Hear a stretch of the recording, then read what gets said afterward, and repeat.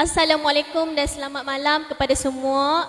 Hari ini bersama saya sebagai moderator iaitu Dini dan bersama dua orang tetamu kita, orang yang hebat, orang yang berjaya dalam topik nak buat apa lepasan SPM. Sebagai saya salah seorang lepasan SPM menjadi sebagai moderator. Jadi sebelum tu saya nak perkenalkan dulu kita punya tetamu tersohor kita iaitu yang berhormat Menteri Pendidikan YB Fadlina Siddiq. Sihat YB? Okey, tetamu kita yang kedua tak lain tak bukan orang hebat juga iaitu Ahli Parlimen Sungai Petani kita iaitu YB Dr. Taufik Johari. Berikan tepukan. Okey, malam ni kita nak bersantai-santai. Jadi hari ni mungkin ramai lepasan-lepasan SPM hari ni ya. YB mungkin hari ni sedikit boleh berkongsikan pengalaman macam mana. Sebab macam yang Dini pernah dengar dulu, cikgu sendiri yang pernah berkata, lepasan SPM ni ibarat kupu-kupu yang nak keluarkan sayap. Ya, ibarat kupu-kupu nak keluarkan sayap yang nak terbang. Jadi mungkin mungkin ramai yang tertanya-tanya macam mana nak sambungkan pelajaran, macam mana nak pilih jalan. Mungkin YB berdua boleh berkongsi macam mana perjalanan menjadi seorang yang berjaya dan berjaya juga dalam politician. Mungkin ramai yang tertanya-tanya. Jadi soalan pertama kita, mungkin kita nak bertanya dulu pada Dr. Taufik ya. Okey, pada Dr. Taufik. Okey, kita tanya pada YB Dr. Taufik kita. Okey, lebih senang panggil YB Taufik lah ya. Okey, YB Taufik. Bukan senang daripada seorang yang bergelar doktor menjadi seorang politician. Jadi sebanyak mana yang saya tahu, mungkin Dr. Taufik pernah belajar di luar negara sebagai ijazah doktor. Jadi mungkin YB Taufik boleh kongsikan macam mana kejayaan daripada seorang doktor boleh memasuki dalam bidang politician juga. Mungkin ramai yang nak tahu bagaimana perjalanan tu kan. Mungkin boleh berkongsi sedikit.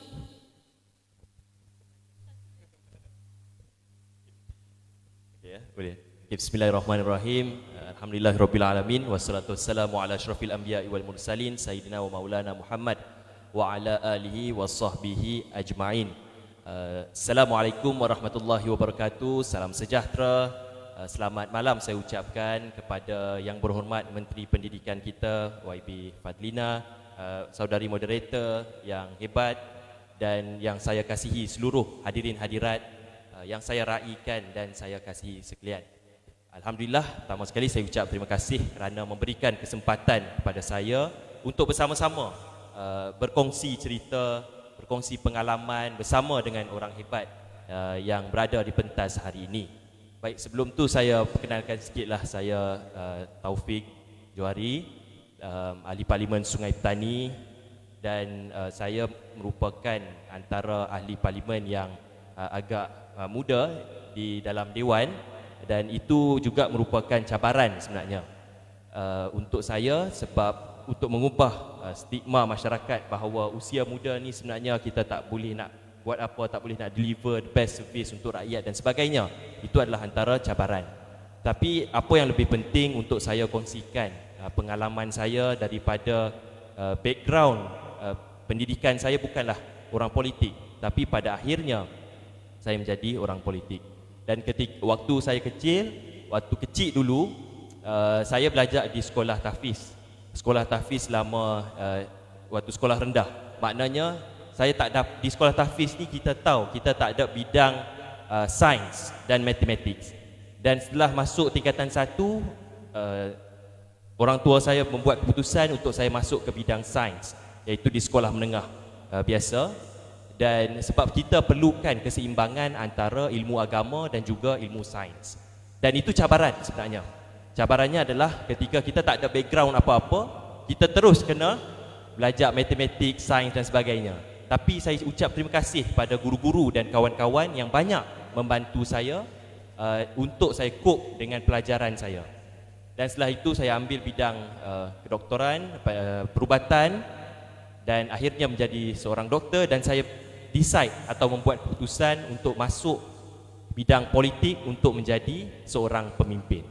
Tapi apa yang lebih penting di sini adalah sebenarnya saya nak sharing lah kepada kawan-kawan semua. Dalam hidup ni, apa pun yang kita buat, apa pun yang kita lakukan, apa pun tanggungjawab yang kita ada, sebenarnya tanggungjawab itu kita perlu lakukan sebaik mungkin dalam bidang apa pun yang kita ceburi dan kita pelajari. Dan yang paling penting sekali sebenarnya adalah kita memberikan manfaat kepada orang lain. Itu yang paling penting.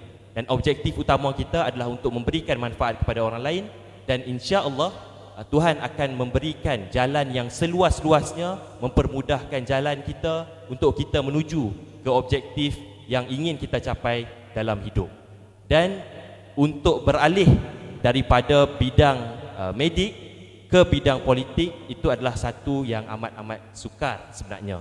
Tapi apa yang sebenarnya yang lebih penting kita sebagai orang muda ni, kita kena persiapkan diri kita dengan segala ilmu pengetahuan untuk kita masuk dalam suatu bidang, untuk kita menjadi yang terbaik, antara yang terbaik. Yang paling penting adalah persiapkan diri dengan ilmu. Dan kita terpaksalah korbankan masa, korbankan usia kita untuk kita gapai sebenarnya apa yang kita mahukan dalam kehidupan. Dan ilmu itu adalah yang paling penting.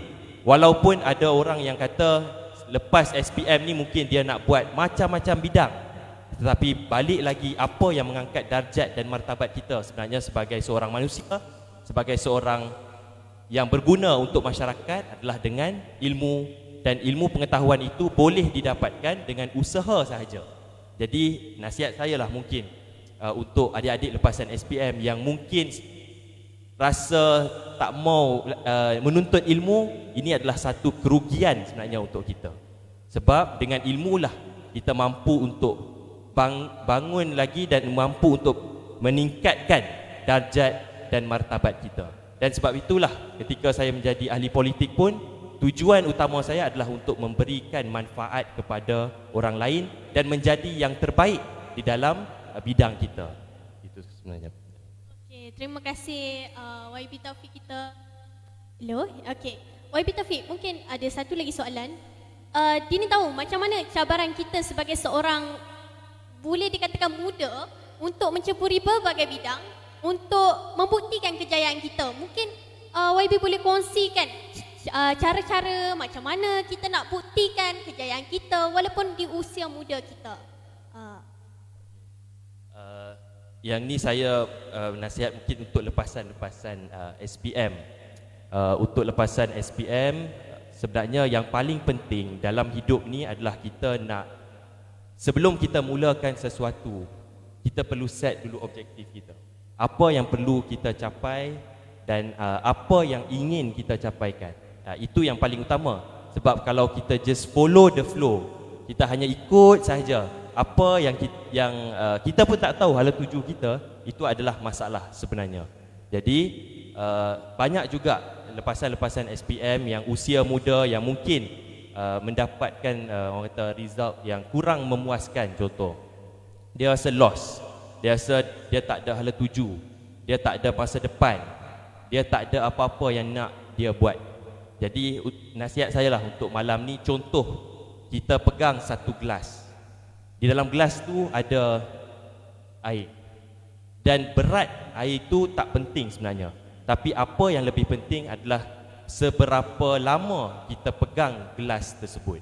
Semakin lama kita pegang gelas tersebut, maka semakin sakitlah tangan kita. Itulah ibaratnya contoh kegagalan. Kalau contoh kita gagal dalam kehidupan, kita gagal dalam sesuatu hal yang kita lakukan, jangan terlalu lama kita pegang benda tu. Pasal apa? Pasal kalau terlalu lama kita pegang benda tu, makin lama kita pegang, makin sakitlah kita punya perasaan dan kita tak boleh nak move on ke depan. Dan sekali lagi saya nak ingatkan untuk bagaimana untuk kita persiapkan diri kita dengan ilmu pengetahuan yang cukup. Sebab kalau kita tengok sebenarnya yang mengubah dunia, yang menjadi orang-orang hebat sebenarnya, kalau ikut sejarah, gerakan-gerakan orang-orang yang hebat itu sebenarnya gerakan-gerakannya itu dari orang muda. Termasuklah contoh ketika pada zaman Said Nursi, kalau ada yang tahu, seorang tokoh muda, seorang tokoh daripada Turki, tokoh yang cukup muda. Dan Sultan Muhammad Al-Fatih contohnya mampu untuk membuka Konstantinopel. di usia 27 tahun di usia 21 tahun. Dan kita lihat Perdana Menteri kita sendiri, contoh yang amat berhormat Datuk Seri Anwar Ibrahim, mampu untuk menggerakkan gerakan mahasiswa, gerakan anak muda di usia 27 tahun. Dan banyak lagi tokoh-tokoh muda yang mampu untuk menggegarkan dunia, yang mampu untuk membuat satu perubahan, bukan untuk dirinya sendiri tapi untuk masyarakat dan juga negara dia. Tapi apa yang lebih penting, cerita di balik semua tu adalah dengan mempersiapkan diri. Dia tak ada satu orang muda yang tiba-tiba jadi hebat, tiba-tiba boleh mampu untuk berjaya.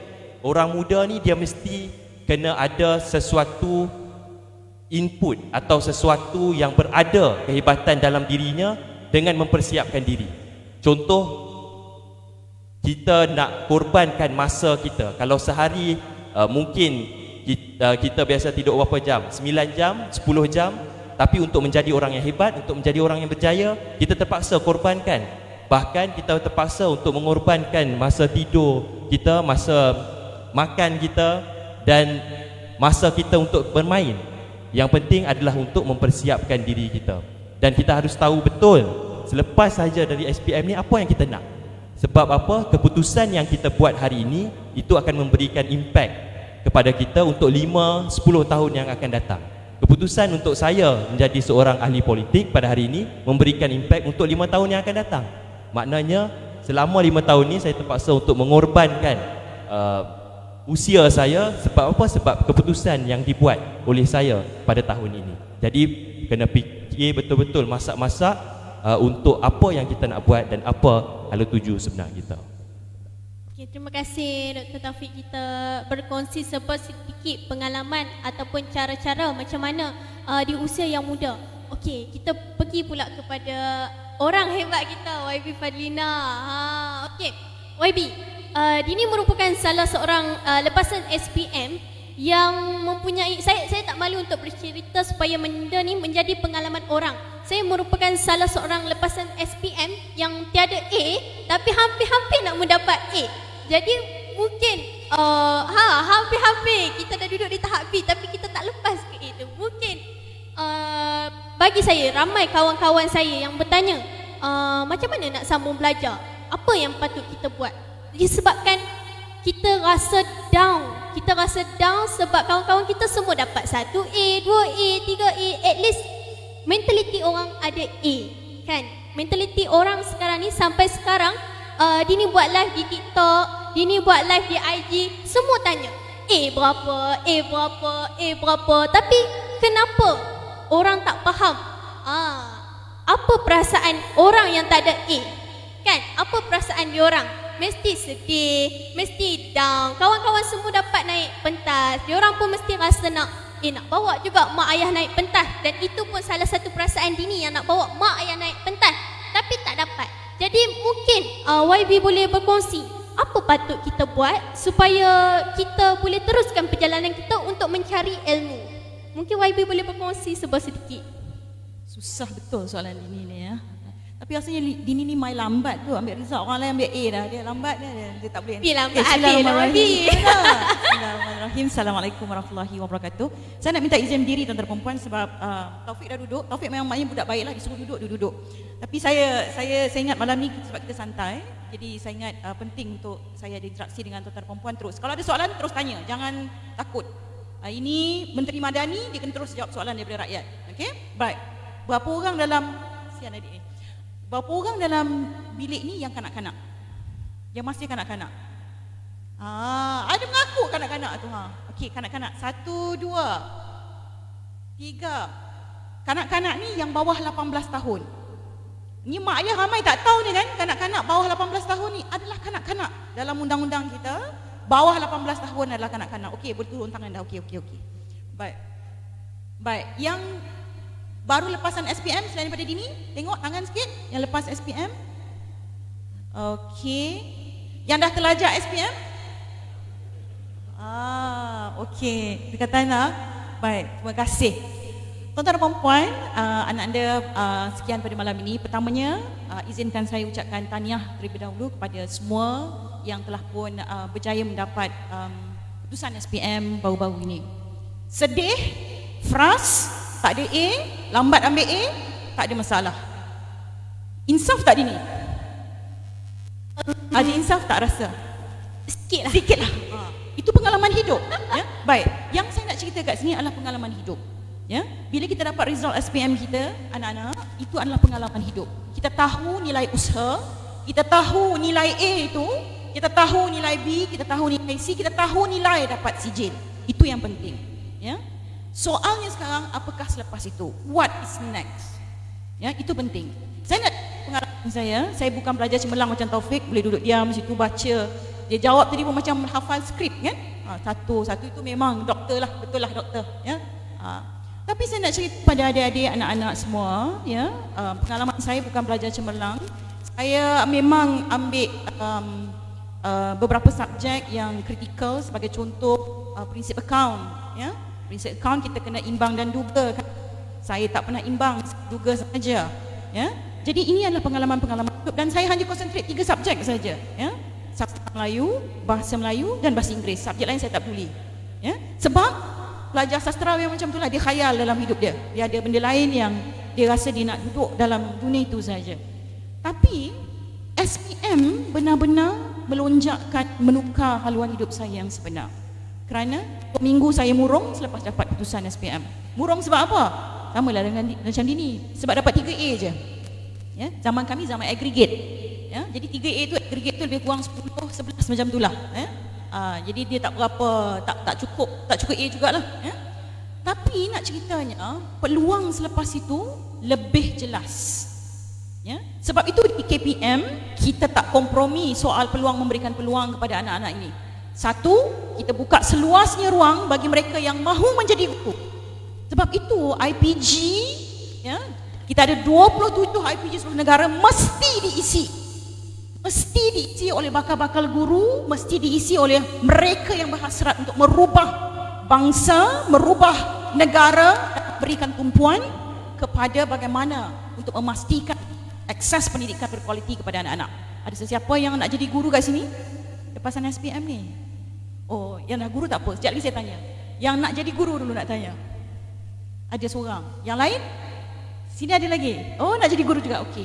Saya nak kongsi seorang dalam hari ini bagaimana seorang dalam hidup kita ni kadang-kadang, ya, ada orang-orang tertentu yang akan mengubah hidup kita juga.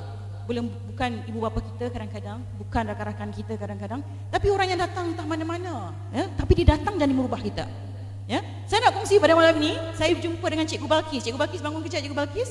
Cikgu Balkis ini adalah fasilitator saya selepas SPM. Betul Cikgu Balkis? Lepas SPM ke masa SPM? Wow, baru form 2, sorry. Maknanya baru form 2 masa tu. Cikgu Balkis kenal lah perangai saya macam mana kan. Cikgu Balkis bukan macam ni lah. Dia pun tak sangka jadi budak jadi menteri.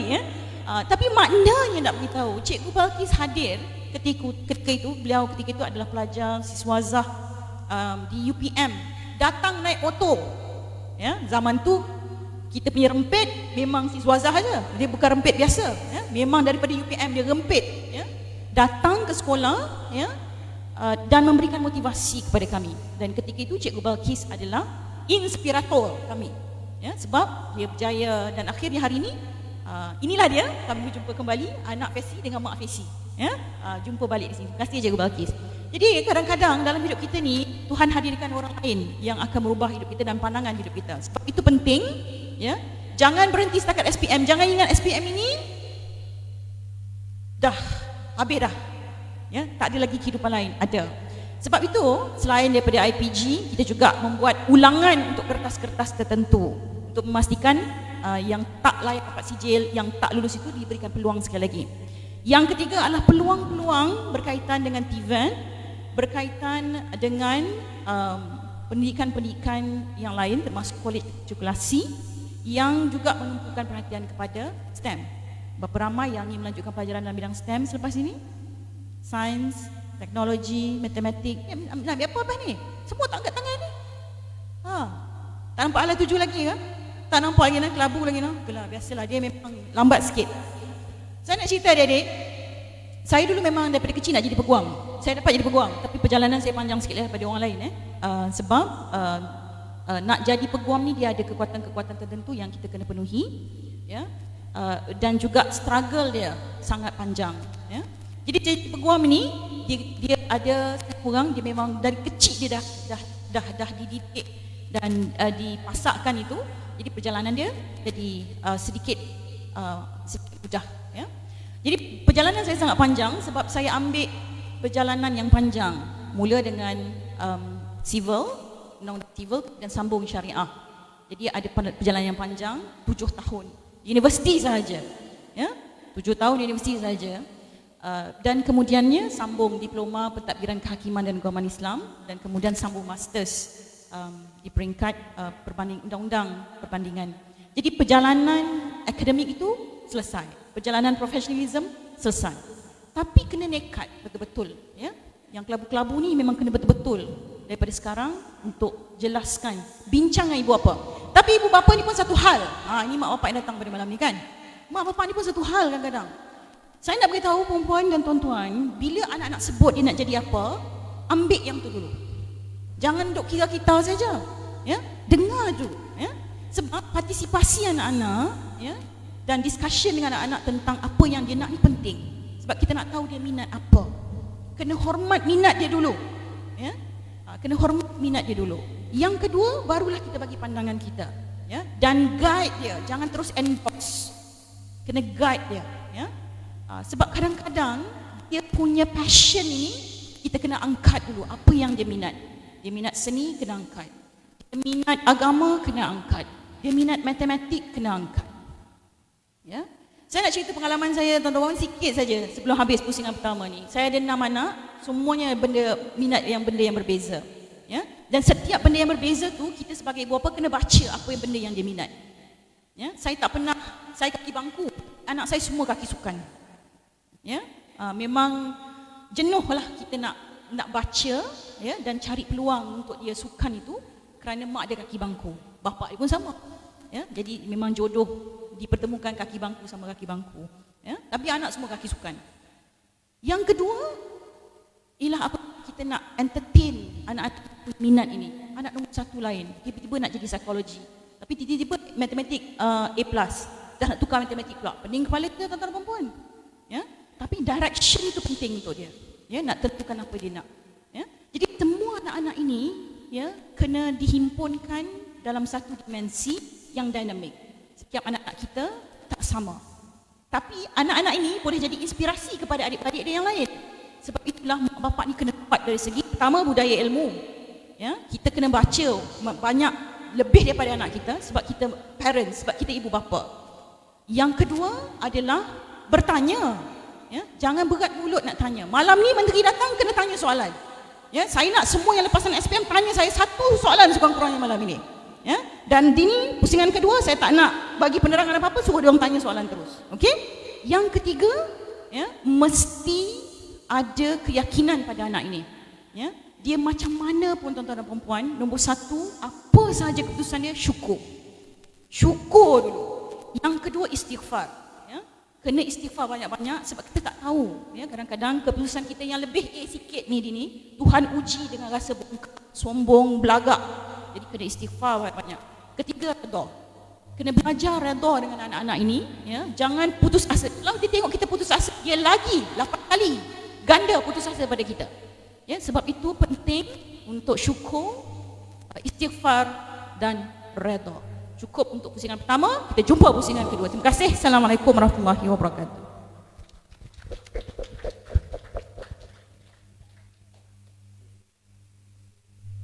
Okey, terima kasih kepada YB Fadlina kita yang dah berkongsi sepersedikit.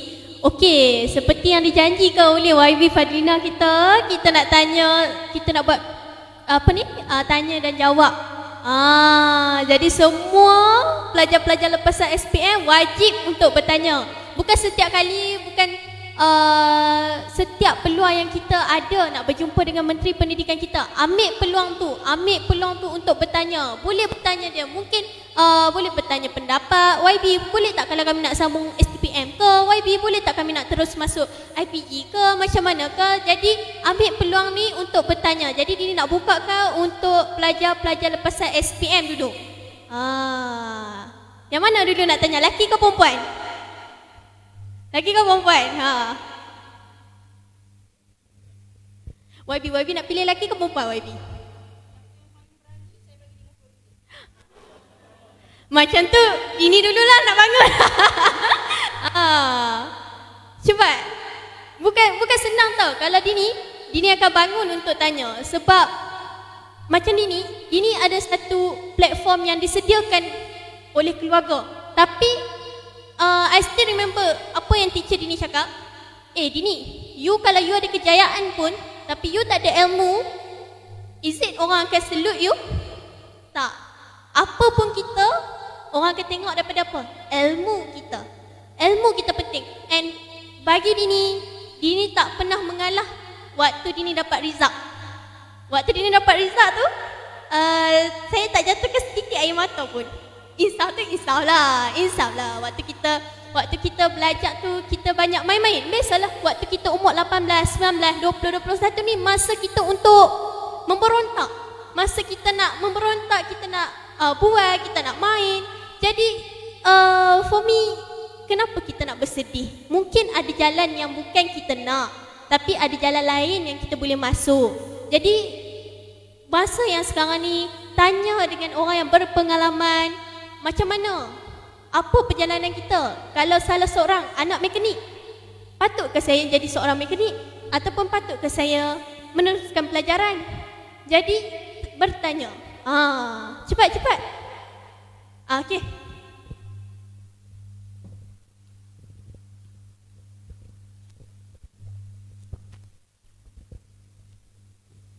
Bismillahirrahmanirrahim. Assalamualaikum warahmatullahi wabarakatuh.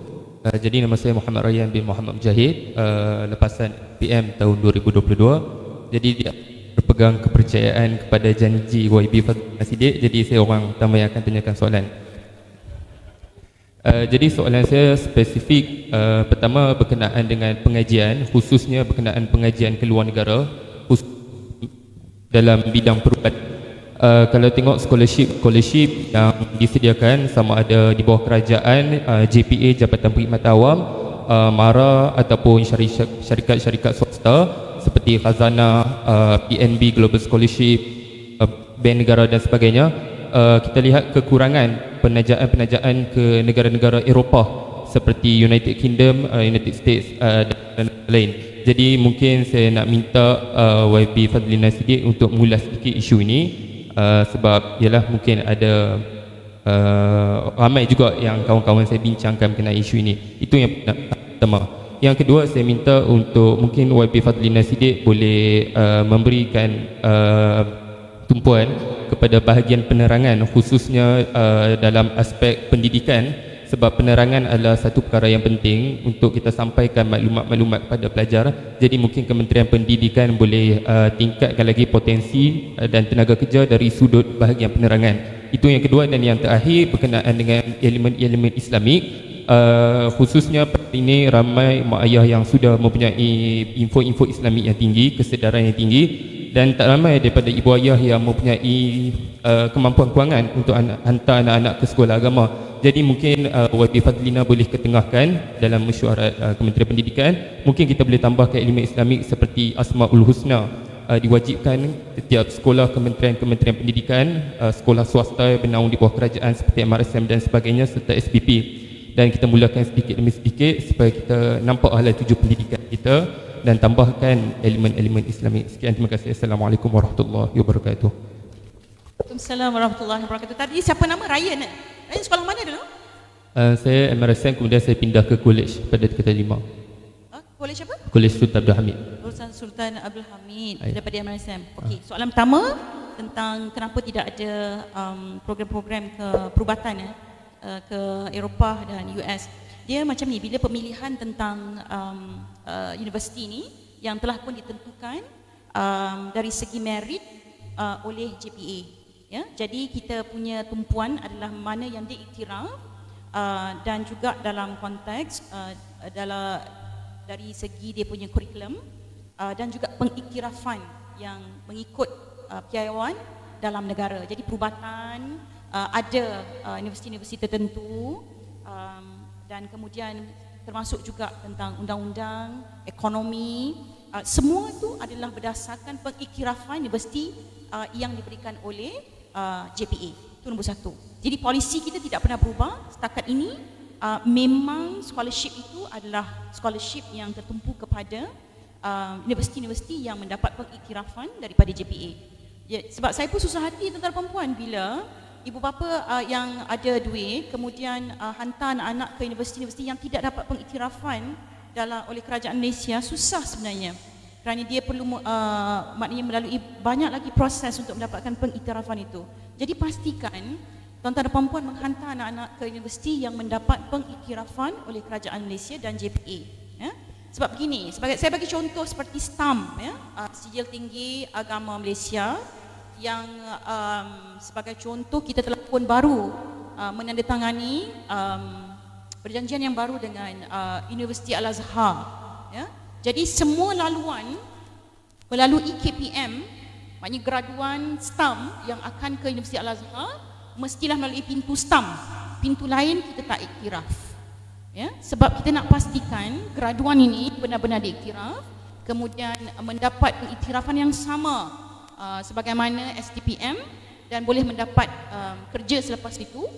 Elemen Islamik ini dia tidak tertumpu kepada seremonial saja seperti ini. Ya, elemen Islamik dalam madani lebih unik kerana dia inklusif. Ya, sebab tu saya kata bila kita faham maksud madani ini, soal siapa lebih Islamik ini tak timbul. Ya, seremonial yang mana siapa yang lebih Islamik tidak timbul kerana madani ini inklusif. Kalau kita tengok elemen-elemen 6 rukun madani ini menunjukkan kita dalam konteks menuju menjadi Muslim yang cukup progresif. Ya, ada elemen yang melibatkan karamah insaniah misalnya. Kita tidak kompromi tuan-tuan dan puan. Ya, soal ansur maju anak-anak kita ni dalam konteks karamah insaniah ni memang penting. Ya, sebab itu dalam 7 elemen teras KPM kita jadikan alam karamah insaniah sebagai satu elemen kita. Dan karamah insaniah ni sifat universal, tak mesti pada Muslim saja. Sebab dia punya terjemahannya adalah human dignity, ya, martabat, harakat dan juga tingkat dan darjat kemanusiaan itu yang mesti dipertingkatkan tanpa mengira siapa pun latar belakang kita, siapa pun di belakang ataupun agama kita. Yang penting adalah meningkatkan martabat insani itu sendiri. Jadi sebab itu kalau dalam konteks sekolah agama tak ada masalah nak buat seremonial seperti itu. Tapi kena ingat Malaysia ini adalah negara majmuk yang berbilang kaum. Dan apa arahan Tuhan kepada kita? Ya, bila berbilang kaum ini lita'arafu, berkenal-kenalan, bercampur dan saling memperkuat antara satu sama lain. Ya, itu sangat penting. Terima kasih Ananda. Soalan kejap lagi claim ya, RM50.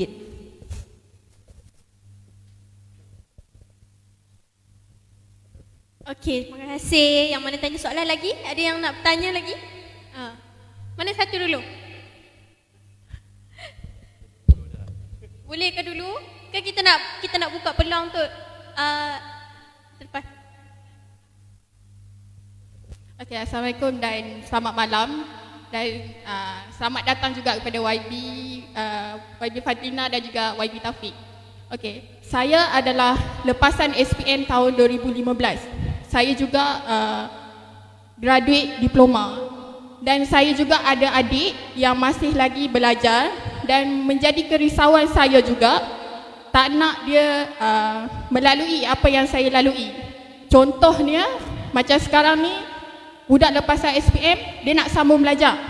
Tapi satu ialah pendedahan awal untuk universiti ni selepas SPM baru mereka dapat tahu. Selalu macam itulah. Dan juga berkenaan dengan pinjaman PTPTN. Sekarang ni kalau di kawasan saya, kejiranan saya lah, orang ibu bapa takut nak bagi anak sambung belajar. Salah satunya takut kena mula dia berkata asrama free. Tapi selepas tu kena bayar beribu-ribu ringgit untuk teruskan pembelajaran. Itu satulah masalah scholarship juga. Dan yang kedua ialah saya sendiri risau akan keadaan adik saya. Sekarang ni apa-apa pun dia perlu A. semua pandang A. Kalau pengalaman saya sendiri pun, cikgu-cikgu akan tanya berapa A dapat. Kan? Mustahil lah kat sini tak pernah merasa, sebab yang mana pernah ambil SPM, memang mereka akan dapat pertanyaan yang sama, berapa A dapat. Balik rumah pun orang tanya berapa A dapat. Itu ialah orang cakap bila balik rumah orang tanya macam tu, kita akan down. So dari segi fisiologi, kita akan stres benda tu. Macam mana kita nak tangani stres budak lepasan SPM ni untuk mereka tentukan hala tuju mereka. So itu sajalah soalan daripada saya, sebab saya memang lepasan SPM, tapi ada lagi adik-adik saya dan juga di sini ada ibu-ibu bapa yang anak dia akan hadapi masalah yang sama di kemudian hari. Itu saja. Terima kasih. Terima kasih. Siapa nama tadi? Fatin, Fatin. Okay, Fatin. Dia soalan Fatin ni soalan yang bagi saya sedikit emosional lah, bagi barangkali untuk mereka yang berhadapan dengan situasi yang sama. Tapi terima kasih Fatin sebab tidak rasa takut untuk kongsi perasaan dan maknanya merasa kebimbangan itu, kerana itu yang real dan penting untuk saya di peringkat KPM untuk dapat feel itu supaya kita tahu apakah program-program yang kita buat selama ini sampai ataupun tidak kepada rakyat. Saya nak mulakan begini dulu tuan-tuan dan puan-puan sebelum kita jawab A ni, isu A ni, ya. Dia macam kita, saya pun kahwin lambat juga tuan-tuan dan puan-puan, ya. Jadi bila ni soalan dapat A ni macam itulah. Bila kita dah habis grad, ya, bila nak kahwin, dapat kahwin, bila nak dapat anak, ya. Ni soalan-soalan yang sebenarnya Tuhan aja boleh jawab dan manusia tak boleh jawab. Sama juga A tu. Siapa yang bagi A tu? Pemeriksa lah bagi.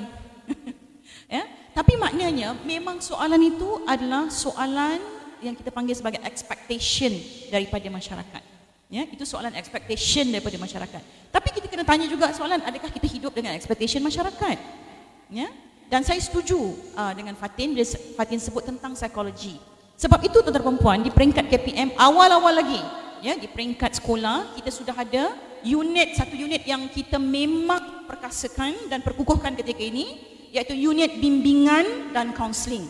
Selain daripada tujuannya untuk menyantuni kes-kes yang melibatkan kemurungan, motivasi, unit ini juga adalah unit yang paling penting untuk menentukan apakah dia hala tuju anak-anak murid kita. Sebab itu dalam unit ini juga semua murid kena lalui ujian psikometrik untuk menentukan dia ni jenis pergi mana.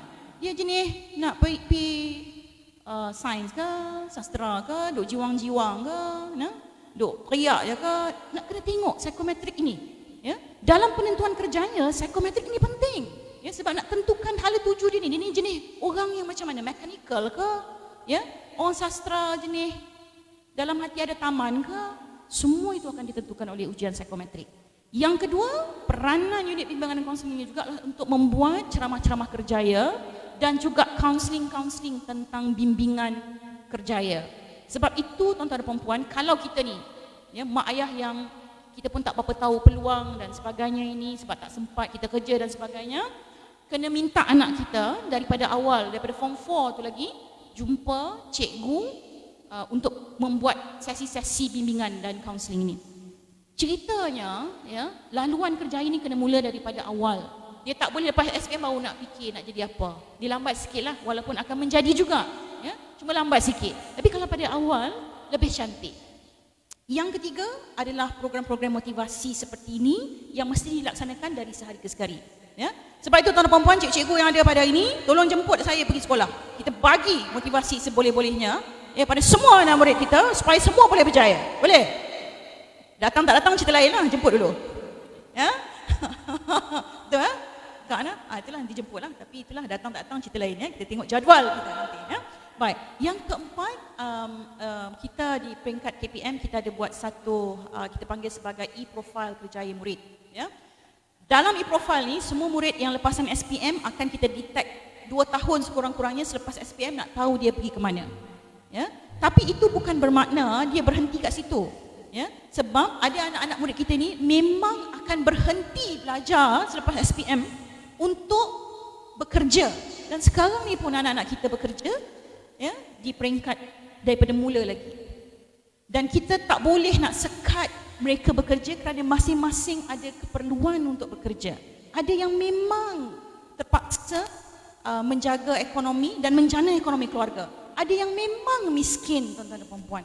Ya? Sebab itu cabaran kita seterusnya adalah kita dah ada bawah Akta Pendidikan, Dasar Pendidikan Wajib darjah 1 sehingga darjah 6. Ke hadapan kita nak wajibkan daripada darjah 1 sehingga tingkatan 5. Sebab apa? Kita nak pastikan gejala keciciran tidak berlaku di kalangan anak-anak kita dan mahukan anak-anak kita terus bersekolah. Enrollment kita sekolah menengah, tuan-tuan dan puan, sedikit rendah. Sekolah rendah, champion. Kita dah sampai tahap universiti 98%. Enrollment prasekolah masih lagi diperlukan. Ya, kerana anak-anak kita memang tidak dihantar untuk prasekolah. Ya, menuju menangani keciciran akan datang, prasekolah pun wajib, sekolah menengah pun wajib. Ya, untuk menangani keciciran daripada awal. Ya, sebab itu Fatin, balik ni Fatin, ya, pastikan Fatin ini mendapat maklumat sebenar tentang proses apa khusus yang dia nak buat itu. Yang kedua, memang kita cari banyak maklumat. Tak boleh bergantung kepada maklumat yang dikirim WhatsApp. Ya, banyak scammer sekarang ni, tuan-tuan dan puan-puan.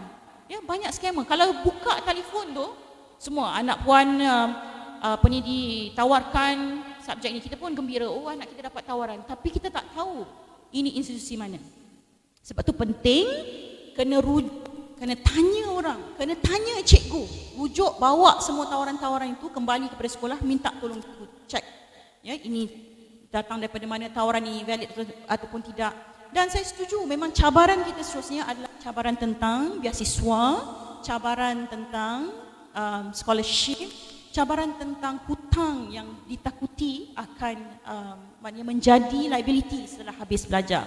Sebab itu kita di IPG, ya, yang nak jadi guru ni, memang kita sediakan pendidikan itu, ya, dalam konteks untuk memastikan semua orang mendapat pendidikan yang terbaik, kualiti yang terbaik, ya, dan memastikan juga, ya, allowance dibayar sikit, tapi insya-Allah, ya, kita akan lihat dari semasa ke semasa. Sebab itu, ya, jadi guru ni, tuan-tuan dan puan-puan, ya, dia bukan soal nak memenuhi, tak ada kerja lain. Saya cukup geram kalau orang kata, itulah tak ada kerja lain, nak jadi cikgu je lah. Ya. Dulu Kak Balkis, ya, yang jadi cikgu ni, orang memang nombor satu, bakal menantu adalah cikgu. Ya. Tapi selepas saya jadi peguam, saya rasa orang yang layak jadi, paling layak jadi menantu adalah peguam, tuan-tuan dan puan-puan. Sebab apa? Tak ada orang dalam dunia ini yang kalau bercakap minta izin dulu melainkan peguam. Betapa sopannya dengan izin yang Arif, ya, nak bantah kawan kat sebelah ni, peguam satu lagi pun dengan izin yang Arif, rakan budiman saya ingin membantah, nak bantah pun minta izin. Tak ada orang paling sopan, betul tak? Tuan-tuan pun setuju, maknanya betul lah saya paling sopan dalam dunia, sebab jadi peguam, ya, minta izin tu tak ada orang dalam dunia ni, ya, melainkan peguam saja yang akan minta izin, ya. Jadi maknanya, tuan-tuan dan puan-puan, penting untuk ada maklumat yang betul, ya. Dan jangan Fatin, jangan dengar cakap orang, jangan dengar cakap kawan. Ya. Ini kan, inilah dulu. Saya nak bagi perumpamaan contoh, ya, puan-puan, ya. Zaman saya jadi peguam dulu, ya. Dia ada satu jenis kita panggil mulut ni, yang mulut dia endorsement dia, ya. Jadi kalau kita ada masalah rumah tangga dulu, ya, dalam kalangan masyarakat, jangan pergi tanya kawan, ya, jangan pergi tanya kawan macam mana nak selesaikan masalah rumah tangga kita ni, ya. Kajian menunjukkan 60%, ya, 80% wanita kalau ada masalah rumah tangga, perempuan, dia akan rujuk pada rakan BFF dia, ya. Tapi 60% menunjukkan BFF dia ni, yang dia rujuk ini, memberikan nasihat yang salah dan sesat. So jangan percaya sangatlah dengan BFF tu, ya. Jadi kena tanya, jadi kita buat program ketika itu adalah advokasi hak wanita. Maknanya semua wanita ketika itu di-empower, diperkasa dengan maklumat yang betul. Macam mana nak pergi mahkamah syariah, berapa proses, berapa jenis cerai, apa jenis cerai nak minta, ya, dan sebagainya. Sama juga dengan soal kita buat pendidikan. Janganlah tanya orang jiran sebelah, ya, janganlah tanya jiran depan rumah. Tanya orang yang betul, dapatkan nasihat yang betul, semak, ya, tengok syarat-syarat pengajian itu, ya, dan tengok dia punya, kita panggil sebagai way forward dia apa. Ya? Sebab ini soal pendidikan ni masa depan kita ni. Jangan main cincai, ambil je peluang yang ada. Tak boleh macam tu. Kena susun sedikit. Ambil masa tak apa. Ya? Sebab itu penting maklumat, pembacaan, pertanyaan, bimbingan dan juga yang paling penting adalah bagaimana kita nak selepas dapat semua maklumat ni apa yang kita nak pilih. Ya? Saya selalu sarankan pada ibu bapa dan juga anak-anak yang khususnya yang Islam untuk sembahyang istikharah. Istikharah ini banyak membantu kita. Melainkan kita memang nak juga yang tu sembahyang hajat lah. Macam kita nak orang kan, buat apa sembahyang istikharah? Hajat je lah, mesti dapat kan. Istikharah kena pilih-pilih, betul tak? Betul ke ustaz? Ada ustaz kat sini? Tanya betul, saya salah pula. Ya? Tapi maknanya macam tu lah. Tapi saya dulu, memang saya sembahyang hajat je sebab saya nak yang tu juga. Betul tak? Share lah. Penota-nota kaki ya. Share macam mana nak pilih pasangan pula. Lepas ni nak pilih pasangan nak tanya juga soalan. Tak payah. Belum lagi ya? Okey. Ingat nak share juga malam ni? Tak nak tahu tak macam mana Tak payah Okey. Tapi maknanya begitulah. Sekian pusingan kedua. Teruskan. Okey, baik, terima kasih YB Fadlina kita. Okey, mungkin kita boleh bukakan soalan kepada Dr. Taufik kita pula kan.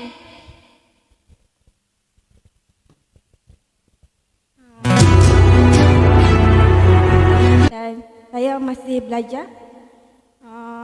Boleh saya tanya, bagi saya ni tak sekolah SMK tapi saya sekolah KV. Ya. Saya apa perlu kami buat sekiranya kami minat untuk kerja melebihi minat untuk belajar. Ya. Fatih. Pasal apa nama minat nama Fatin ni? Tapi kita tukar saya. Orang F memang hebat lah. Okey. Fatin nak habaq kat Fatin macam ni. Fatin kata tadi, kami tak minat nak sambung belajar. Betul. Tapi kami minat nak kerja. Betul. Tapi kena sambung bidang kemahiran. Kena extend kemahiran tu. Belajarlah tu. Tapi kemahiran. Dia tak adalah belajar 24 jam tengok buku kan. Ni malah nak tengok buku lah kan. Ngangguk, betul? Ya.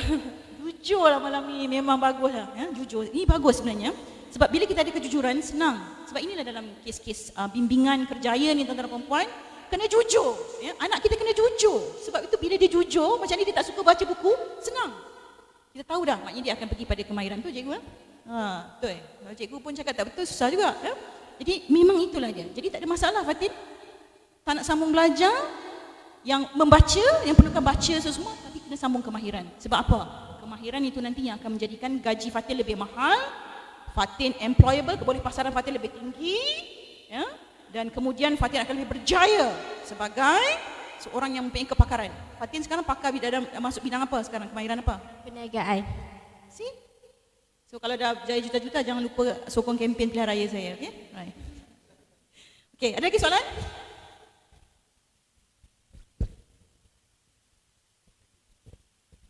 Okey, dah tak ada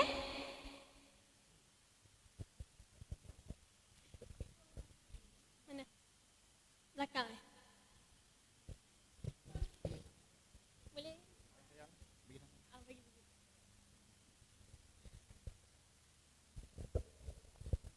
Okey, Assalamualaikum warahmatullahi wabarakatuh. Nama saya Muhammad Syafi bin Muhammad Zain. Saya ada sedikit soalan untuk YB Fadlina. Okay, sebelum tu saya merupakan AJK daripada NGO Persatuan PKPIM, Persatuan Kebangsaan Pelajar Islam Malaysia, Cawangan Negeri Kedah. Dan saya datang bersama dengan adik saya. Okay, sedikit soalan. Bagaimana kita nak tahu kita dah benar-benar bersedia dan sesuai dengan laluan kerjaya yang kita mahukan selain dari atas kertas result? Bagaimana kita nak tentukan yang pilihan dan minat kita itu adalah pilihan yang tepat? Dan seperti mana yang saudari yang Fatin tanyakan tadi, saya merupakan pelajar daripada Ijazah Sarjana Muda USM, dan kawan saya ramai yang sudah tamat diploma, tapi semua yang majoriti 50% mahukan kerja daripada sambung belajar. Dan adik-adik mereka pengaruh dengan abang dia, kayaknya semua nak belajar, nak kerja. daripada belajar. Okey. Itu soalan saya tadi.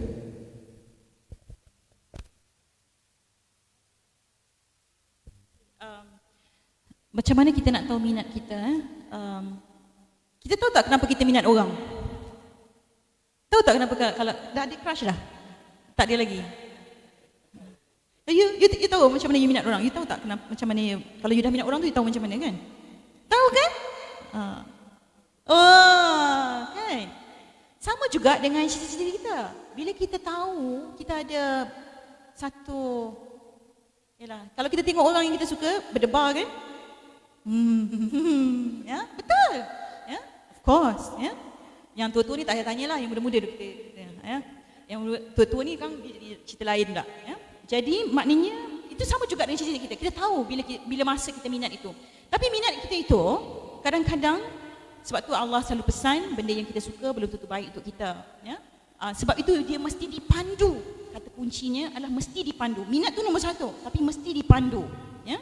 So panduannya apa? Panduannya adalah mesti ada ilmu, mesti ada pandangan-pandangan lain yang kita ambil, mesti ada musyawarah keluarga, mesti ada musyawarah ya dengan guru macam mana kita nak pastikan itu confirm kita nak pergi ke arah itu. Tapi sebenarnya Dedik, kadang-kadang kita punya evolusi kehidupan ni tak sama. Hari ini barangkali kita minat tentang matematik, nak jadi cikgu matematik, nak jadi pakar matematik. Esok lusa mungkin kita minat pula dengan bahasa. Ya. Tulat kita pun tak tahu. Kita minat politik misalnya, macam Dr. Taufik, ya. Dr. Taufik ni kira laju ni. Dari doktor ni terus menang Sungai Petani. Ya, bagi tepukanlah untuk dia hebat. Ya. Umur sekarang berapa Taufik? Umur sekarang berapa?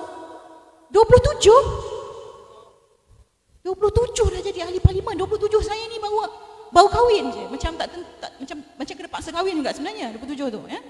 Tak kahwin lagi kan? Tak kahwin lagi, ya. Kita jual sikitlah Taufik malam ni, ya. Baik. Jadi maknanya perjalanan kita tak sama, ya. Perjalanan kita tak sama. Kita tengok Hamka sebagai satu contoh tokoh multidimensi. Apa yang Hamka minat? Hamka minat sastra. Hamka sangat terkenal dengan novel-novel romantis. Berapa orang yang dah pernah baca novel Hamka?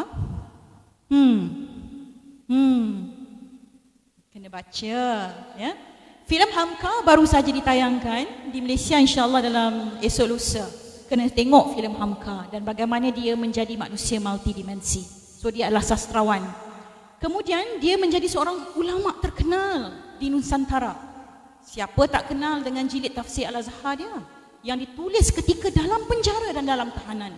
Ya, itu manusia multidimensi yang menguasai ilmu-ilmu ya, yang semuanya itu ya dikumpulkan dalam satu tubuh sahaja. Ya. So dia adalah sastrawan, dia adalah ulama dan kemudian dia juga adalah seorang yang sangat committed kepada tugas-tugas dakwah dan kenegaraan. Ya. Sebab itu tokoh-tokoh multidimensi ni kena ada. Jadi jangan fokus bahawa kita ni mungkin minat matematik je lah sampai habis. Tak. Yakinlah tak. Ya. Sebab itu pembacaan kita kena luas. Dari segi pembacaan itu juga dia akan menjadikan kita juga manusia yang multidimensi.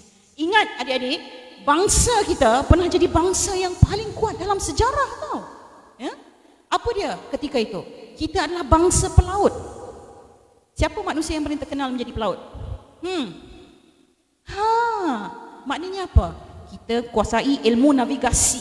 Kita kuasai ilmu isyarat gelombang angin dan gelombang air. Kita kuasai ilmu isyarat burung dan ikan. Untuk menjadi seorang pelaut dan pelayar yang hebat, kalau tak ada ilmu ni, merentas disiplin ni, tak mungkin kita jadi bangsa yang hebat ketika itu. Ya? Sebab itu jangan takut untuk bercakap tentang cita-cita, jangan takut untuk merentas cita-cita, kerana kita memerlukan lebih ramai tokoh-tokoh multidimensi ketika ini. Soalan kedua tadi apa, Dik?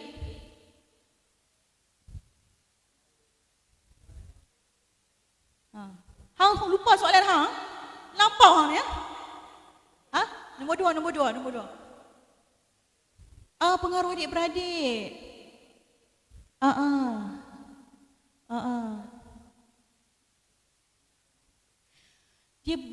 kita tak adil juga nak cakap orang tu tak fikir long term, tak fikir dan nakkan kita panggil kesenangan short term. Sebab tu saya mulakan tadi dengan mengambil kira latar belakang kita tak sama. Ya, kedudukan ekonomi, sosial ekonomi kita semua tak sama, kan? Dan ada orang yang memang dia perlukan mendahulukan nasi di atas meja lebih daripada ijazah. Kerana itu keperluan yang mendesak ketika itu. Ya? Dan kita kena bantu. Sebab itu yang Amat Perdana Menteri tidak kompromi soal menoktahkan kemiskinan ini berdasarkan kepada komitmen yang ada pada hari ini oleh Kerajaan Malaysia Madani ini. Sebab itu adik-adik, ya, kita jangan mudah melihat dan melabel dan judge. You all punya bahasa judge, kan? Judge orang cepat sangat. Kadang-kadang kita perlu lalui zaman itu sebelum kita pergi ke proses yang seterusnya untuk menyambung pelajaran kita. Jadi kita kena berdamai dengan takdir kita, ya, bagi ruang kepada takdir kita itu untuk dilalui dengan pengalaman-pengalaman, dengan redha, dengan sabar sebelum kita meneruskan ke peringkat yang lebih jauh. Ya, inilah peranan PMG. PMG buat tak tahu ni? Dah buat ke belum? Baru nak kempen ni. PMG ni adalah program Perkampungan Menara Gading. Saya nak cerita Perkampungan Menara Gading ni, semasa saya di tahun 1 Universiti Islam Antarabangsa, ya, ketika itu kami menerajui program Perkampungan Menara Gading untuk membantu semua adik-adik lepasan SPM untuk melalui satu budaya kampus. Jadi kita pandu mereka dalam program lebih kurang 3 hari 2 malam, duduk di universiti kita itu dan merasai sendiri bagaimana pengalaman menjadi mahasiswa dan mahasiswi dan disertai dengan cabaran-cabarannya kita bincangkan, ya, termasuklah cabaran cinta, ya, cabaran kau imamku, aku makmummu, ya, biasalah yang tajuk gedik-gedik itulah, ya, kau buah pinggangku, aku tulang rusukmu, ya. Saya tak faham kadang-kadang kenapa kita sibuk nak jadi buah pinggang orang, buah pinggang lah, empedu lah, ya. Sedangkan bila Hamka sebut tentang kejadian manusia ni, dia tak sebut wanita ni daripada tulang rusuk lelaki. Apa dia sebut? Dia sebut betul-betul daripada ayat Al-Quran itu yang menyebut kejadian wanita dan lelaki adalah daripada min nafsin wahidah, daripada belahan jiwa yang sama. Kan romantik tu daripada jadi buah pinggang orang. Tak faham orang yang bercinta macam tu, ya. Waktu suka pula tu jadi tulang rusuk orang. Tak faham saya, ya. Jadi kan lebih romantis begitu, ya, bila kita angkat, ya, apa yang dalam kejadian itu sebagai ni cerita cinta pula. Dah sorry Taufik, ya. Okey. Jadi itulah nak ceritanya bagaimana PMG itu berlangsung untuk memberikan pengalaman-pengalaman. Jadi kena hadir. Bila dengar nama PMG ni kena hadir, ya. Kena hadir dan saya endorse program ni. Dan program ni sangat baik sebenarnya, tapi kena buat betul-betul lah. Jangan buat tak betul. Ya, kena kempen betul-betul, bagi pengalaman betul-betul dan kena ikut cari pengalaman dan discussion tentang persiapan untuk masuk universiti ni.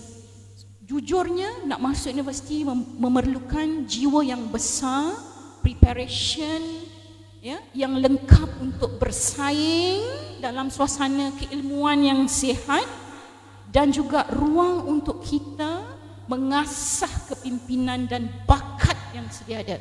Ya, Taufik ini memang diasah di universiti. 30 juzuk habis, ya.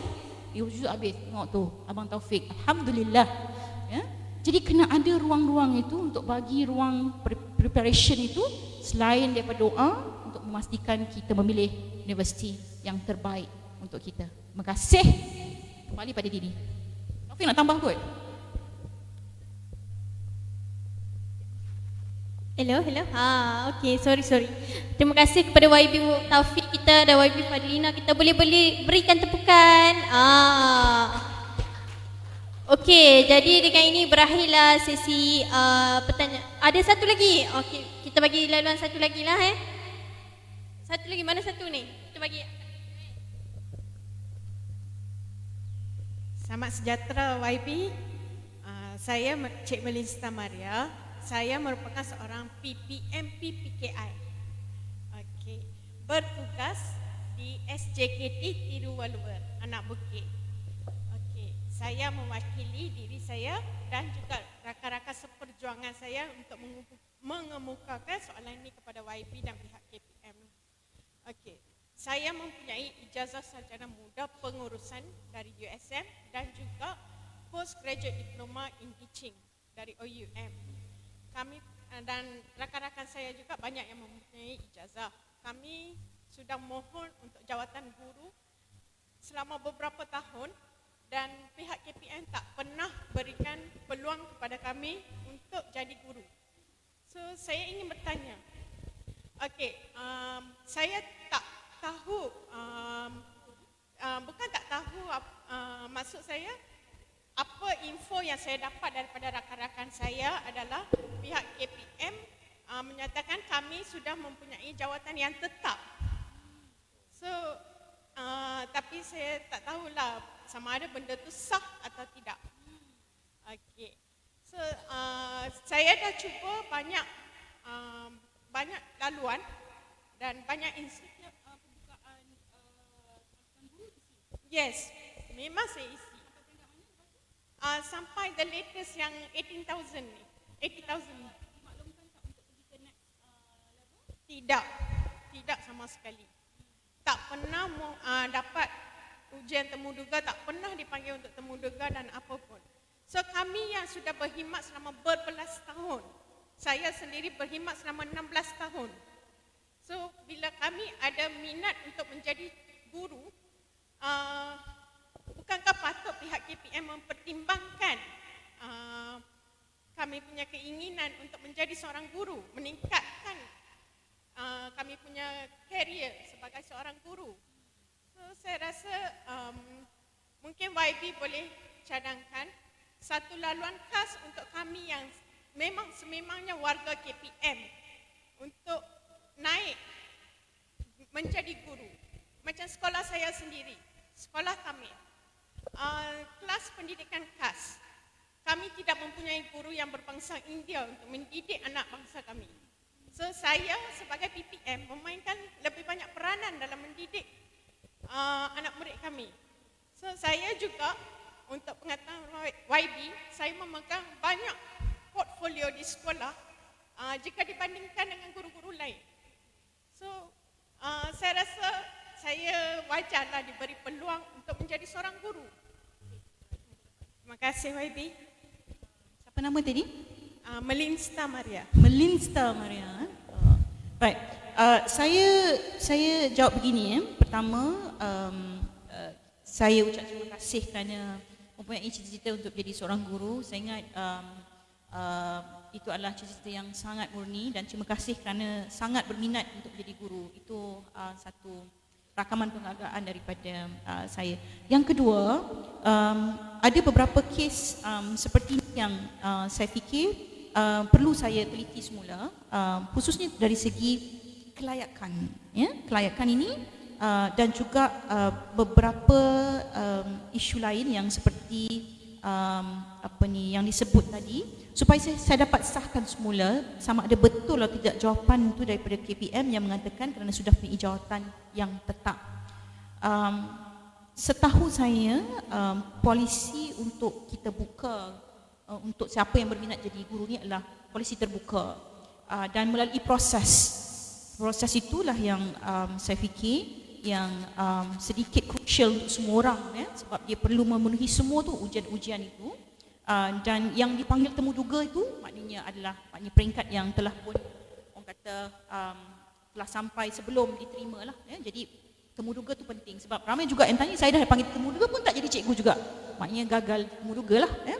Tapi saya ucapkan terima kasih kerana maklumat ini sangat penting dan sekiranya ada maknanya perkara-perkara yang saya boleh jawab secara progresifnya, saya akan maklumkan, ya. Kemudian sebab ini isu ni jawapan itu saya memang tak pernah maknanya saya tak compromise soal siapa nak jadi guru ni. Misalnya saya sangat berbanggalah siapa saja nak jadi guru, tapi kita memang akan melalui proses. Sebab kena ingat, proses menjadi guru ni bukan tanggungjawab KPM sahaja. Kita harus melalui proses SPP. SPP itulah gatekeeper. You lepas SPP, KPM dengan bangganya akan terima you. Tapi kita nak tahu apakah itu polisi KPM atau SPP sebenarnya. So, bagi saya ruang sedikit untuk saya semak, ya, dan saya akan kembali pada Melissa nanti. Okey, alright Dini. Baik, terima kasih. Okeylah, kita buka untuk last question ya untuk abang ni. Bismillahirrahmanirrahim. Assalamualaikum warahmatullahi wabarakatuh. Saya Muhammad Najihan bin Muhammad Jamil. Saya ada satu soalan untuk dah lepas lama dah. Okey, yang ni soalan luar SPM Babi. Soalan luar pada SPM. Luar SPM. Okey, baik. Saya nak tanyalah, bagi di pihak kementerian KPM, setiap tahun berapa kuota untuk perpindahan guru daripada Sabah, Sarawak ke Semenanjung, dan kuota tu adakah kecil ataupun besar? Sebab yang saya tahu masa mantan Menteri Pendidikan dulu, YB Dr. Mazli Malik, saya pernah tanya soalan ni kat dia, tapi dia kata dia akan cuba proses untuk memperbesarkan kuota untuk perpindahan setiap tahun lah. Itu saja Wabi. Baik. Dukalara lah ni, mewakili mewakili Dukalara lah. Okey. Baik, saya nak jawab begini tuan-tuan dan puan. Ini Kerajaan Madani punya jawapan. Kita buka untuk pertukaran guru sepanjang tahun. Itu yang pertama. Jangan gembira sangat dulu. Sepanjang tahun, ya. Yang kedua, sistem kita ini ya adalah sistem yang akan buat matching, kita panggil tindik, proses tindik, tagging, ya. Dalam bahasa Melayu tindik, bukan tindik telinga, tapi tindik. Apakah? Satu, option. Yang kedua, kekosongan, ya. Yang ketiga adalah yang kita panggil sebagai pentadbiran manusiawi, ya. Kita ada sistem, betul. Sistem ini akan buat secara automatik. Masuk saja ditukar ni, dia akan baca semua data dan dia akan matchkan. Tindik lah, proses tindik menindik ni lah, ya, mana yang kosong, mana yang option dan sebagainya. Ya, tapi yang paling penting adalah pentadbiran manusiawi yang sedang kita terapkan dalam proses pertukaran guru ini. Kenapa? Kerana kita kena ambil kira beberapa faktor yang penting. Pertama adalah soal yang terkait rapat dengan kesihatan. Kedua adalah keselamatan. Yang ketiga adalah perhubungan suami isteri. Ya, dan perhubungan suami isteri ini sangat penting bagi saya dalam urusan pentadbiran manusiawi. Tak ada suami, tak ada isteri yang nak tinggal berjauhan, ya. Tetapi dalam masa yang sama, ya, dalam masa yang sama kita juga ada guru-guru yang telah lama berkhidmat dan ingin kembali ke tempat asal, ya. So banyak faktor-faktor ini yang membuatkan perkiraan-perkiraan kita mengambil mana yang menjadi aulawiyat dan keutamaan kita ketika itu. Dan perpindahan ini sama sekali tidak boleh mengorbankan anak-anak kita di sekolah. Kalau kita buat satu perpindahan, anak-anak kita tak ada guru selama sebulan, siapa yang nak tanggung itu? Tak boleh. Sebab itu proses kita mesti ada unjuran dan perpindahan itu mesti terus diisi kekosongan itu. Ya? Sebab itu proses ini dia tak boleh ambil kira satu hala saja, maknanya menyelesaikan isu dukalara saja. Dia kena ambil kira keadaan sekolah yang akan ditinggalkan, siapa nak ganti, berapa kekosongan yang tinggal kalau cikgu ini pergi, apa option mata pelajaran yang kritikal di sekolah tersebut yang menyebabkan perpindahan itu akan memberikan kesan kepada sekolah itu, ya. Jadi semua proses tindik menindik ini kita kena laksanakan dengan cermat, dengan sabar. Sebab itu, ya, bagi saya nak proses, nak mohon ini anytime, sepanjang tahun kita buka, ya. Tetapi proses perpindahan itu harus berlaku ketika cuti sekolah untuk memudahkan prosesnya. Jadi cuti sekolah ni berapa kali setahun, ya. Jadi 4 kali, itulah dia proses kita yang kita boleh buat untuk memastikan proses keluar masuk guru itu secara cermat dan tidak menimbulkan masalah. Anak murid tidak ada guru untuk beberapa tempoh, itu tak baik untuk iklim dan juga sekolah apabila ada kekurangan guru menyebabkan anak-anak murid tertinggal pelajaran, ya. Jadi itu jawapannya. Boleh terima ke tak tu? Terima kasih Wabi. Baik. Terima kasih Dini. Okey, terima kasih semua yang bertanya. Boleh buka lagi ke YB ke kita? Kita terpaksa. Lepas ni kita akan sembang balik. Boleh Okey, tak maaf. Lagi kita sembang balik. Okey, baik. Sebelum kita nak akhirkan program kita, mungkin YB Fadlina dan YB Taufik boleh bagi kata-kata semangat sikit. YB Taufik boleh bagi dulu? Bismillahirrahmanirrahim. Baik, kata-kata semangat sebenarnya yang paling penting dalam kehidupan kita adalah kita ni nak jadi apa, hala tuju kita ke mana, kita nak ke mana, dan apa yang kita nakkan dalam kehidupan. Itu adalah sebenarnya yang paling penting sekali. Sebab apa? Sebab yang nak lalui kehidupan ini adalah kita yang nak lalui kehidupan dan menghadapi segala cabaran dan rintangan ini sebenarnya adalah diri kita sendiri. Tanpa kita mendengar suara-suara orang lain, tapi kita tepuk dada, tanyalah selera, dan insya-Allah sekali lagi ilmulah yang mengangkat martabat dan darjat kita, dan insya-Allah dengan ilmulah yang akan membawa kita ke jalan yang lurus, ke jalan yang benar, dan sama-samalah kita berdoa semoga Allah membuka jalan seluas-luasnya untuk kita semua, insya-Allah. Okey, terima kasih. Beri tepukan untuk YB Taufik kita. Okey, terima kasih. Saya nak kongsi satu pengalaman saya, tuan-tuan dan puan. Saya sudah tidak ada ayah, jadi anak yatim lah ya. Setiap kali saya nak masuk sekolah ni pesan untuk mak ayah lah ya. Ayah saya akan ada satu disiplin yang dia buat ya. So dia akan pegang tangan saya setiap kali nak pergi sekolah. Hantar hari pertama je lah, lepas tu tak nampak dah lah muka dia kan, biasalah ayah kan. Mak memang hari-hari lah kalau boleh nak pergi sekolah.